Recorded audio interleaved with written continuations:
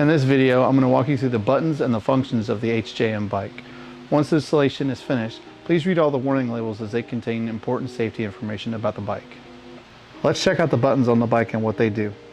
On the left-hand side, you have the I button, which is the information/power button. Once you press and hold, it'll turn the LCD screen on.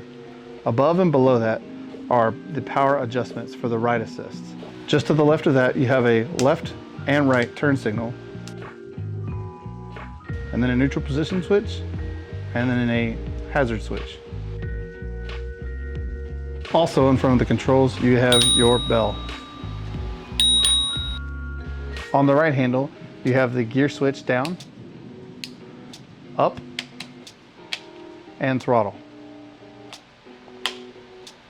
As a safety precaution, once the bike is powered on, don't grab this throttle because it will take off on you. With this button right here, it is a power assist button. If you were walking with the bike next to you and you are pressing and holding that button, the motor will give very little power output and assist in walking the bike with you. When you make sure the battery is installed, make sure it's firmly in its place and doesn't wiggle. Once you press the power button, the LCD screen will light up. It will show you the percentage of the battery life you have left. So the hand brakes, the left one is the front brake and the right one is the rear brake. To check these, roll the bike forward and pull on the left brake to make sure it stops. Then you can roll back, pull on the right brake to make sure it stops as well. Once you've checked the brakes, if they feel like it's braking slow, you can adjust the brakes in our brake maintenance tutorial guide. If you feel there's still an issue, please contact HJM customer support. Next, you want to adjust the height of the seat. Typically, you want to have it to where your feet touch the ground without bending or stretching your legs.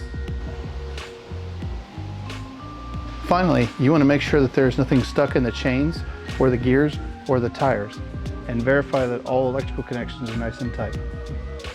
When it comes to the tires, you want to inflate the tires to 30 psi, and you can see that by saying that on the side of the tire.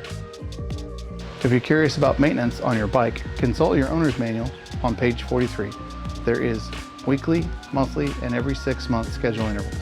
Once everything's good to go, you're free to go and enjoy your brand new HJM bike.